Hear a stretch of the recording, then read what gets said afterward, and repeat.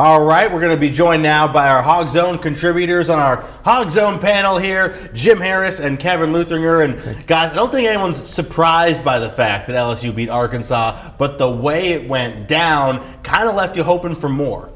Right, I mean, finally, it's disheartening that finally you get a great performance by the defense and the offense cannot muster up any points. But it was good to see Arkansas playing with some pride, playing really hard.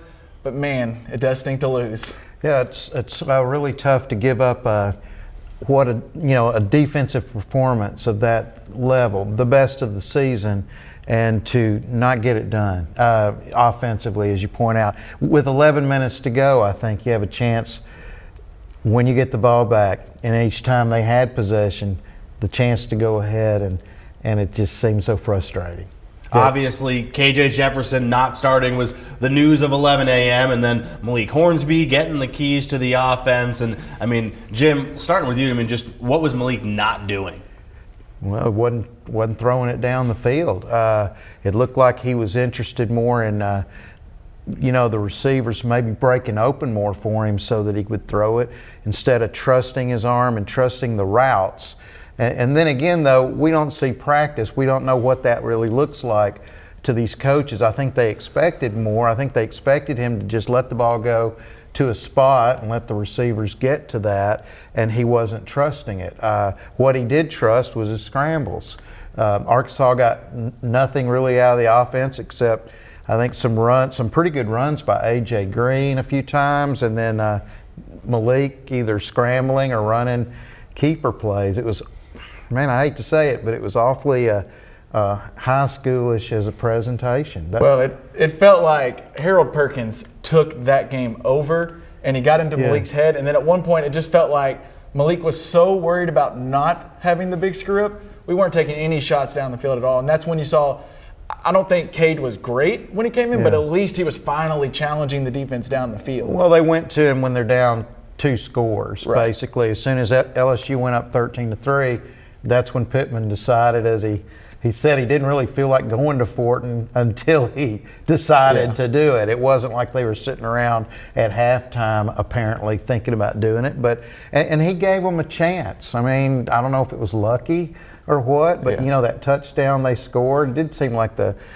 first pass of that drive almost got picked off, and then he threaded it in perfectly against the coverage on the sidelines to Sanders for the touchdown, but they never got another chance for that. They never, the pressure from Perkins was just phenomenal, and everybody up front, Arkansas's offensive line just couldn't protect. I think what we saw from Malik was the Mississippi State game was fun, a lot of big plays, no sustained offense from him, and that you saw it today. I just think we've learned, that game showed me Malik is not a starting quarterback where he can put together offense. That's where him and KJ are different. KJ can do the ad-lib, but also just run an offense. But that shows you something about Arkansas's offensive line. KJ Jefferson makes everything about that offense go, including the offensive line success.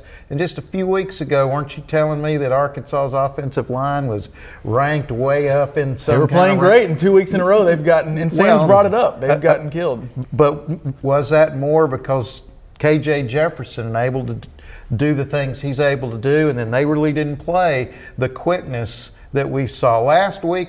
I'm telling you, Liberty had more quickness than anybody still wants to give them credit for, and LSU's that much better than Liberty up front, and you saw it today. I mean, how many, not to point out any individual in that offensive line, but some just got whipped. I mean, just whipped one-on-one. And you look at the defense stats. Harold Perkins has 8 tackles, 4 sacks, 2 forced fumbles that were crucial. Another one that was almost a forced fumble, but it was an incomplete pass. I don't know, and I'm sure we're going to get into coaching. I don't know if we didn't have a plan for Harold Perkins. We should have. But even late in the game, that last forced fumble, you have Trey Knox on that side. We're not bumping him, and it's just one-on-one, and he just took that game over. Well, this B.J. Ojulari had like 7 tackles up front. I mean, he whipped his guard that was opposite him. It just, I think we're finally seeing that without a guy like KJ who can open it up for everybody, for the running backs, get it downfield for the receivers, carry it himself. Without him in there, you see the limitations up front with that line.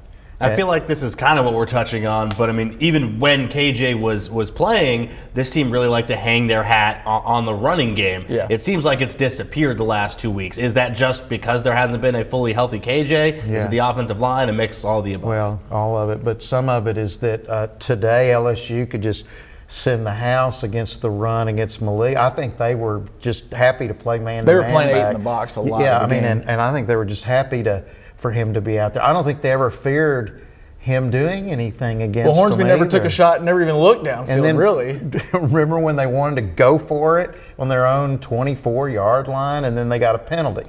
And then they faked a punt and were successful on that and got a penalty. Right. You know, I mean, this was all deep in LSU's end of the field. They had no concerns, it seemed like, that Hornsby could get the ball in the end zone. All right, Kevin, you started to touch on it, but let's go to coaching. It feels like, I mean, Sam Pittman's come out of multiple games this year and said, well, I'll admit it, they out-coached me. Is this another instance of that?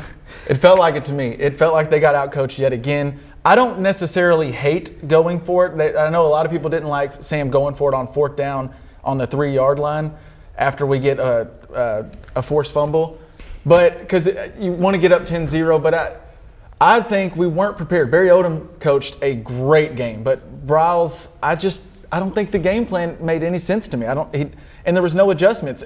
Maybe they didn't think Perkins would take over the game the way he did, but clearly he was. And at halftime, I felt like we just kept rolling out the same thing. I just kept waiting for, like little, whatever you call them, checks from the tight end. Some kind of bumps. And they did it a little bit, but not much. To help Tykees Crawford, who started in place of Dalton Wagner. Now, whether Dalton Wagner would have made any more difference or not, I don't think anybody was making a difference. I don't know. Not against Perkins. Right. Perkins did this last week against He's done it everywhere. possible future All-Americans at Alabama. But the call, I think, that was just Sam, it reeked of desperation is what I feel like how he's calling this year. He did this last week. Cost them a touchdown against Liberty. They went for it on their own 43, I think it was, and they failed on a poorly called play that isn't KJ's strength, and then he's hurt anyway. They try to pass over the middle to Keytron Jackson in traffic. They didn't get the first down. And this week we do a similar round midfield. This time at the LSU 48-yard line, there's still just under 8 minutes left in the third quarter. You're in a 6-3 game. You punt them back to the 11. You don't get desperate and go, I got to get some points here. Your defense is playing out of its mind. If Sam Pittman was going to lean on Barry Odom for head coaching experience when he got the job, that's what they said. I've got a head coach here to help me. That's when Barry Odom should be in Sam's ear and especially Sam's ear and saying, punt the ball. Our defense can stop them. Here, we'll get it back. We'll have another set of downs from the 50. Field position game. Instead, we didn't. And then when Hornsby stumbles and goes down on his own 40, it gives LSU a short field. It's almost as bad as a turnover, and they score in 5 plays. And that was basically the ball game. Well, and that 4th down play, you're going to roll out Hornsby. I get doing that because it's his speed. You're kind of getting him in a situation. But Briles needs to get in his ear and tell him, you can't look back left. We have the whole team going right. I didn't know what and then he tries saying. to go back left, and there was nothing there, and it's tough. Again, this looks like, What's kind of high schoolish to me. I'm What's sorry. disheartening to me is I felt like they got back to Sam Pittman style football where they were just playing really hard. Yeah, and they didn't look like the most talented team, but they played really hard. They had a chance late and just came up a little Everybody short. played hard. I totally agree with you. That's what we hung our hat on for 2 years. And this year, we haven't hung our hat on that a lot. We didn't play hard at Mississippi State.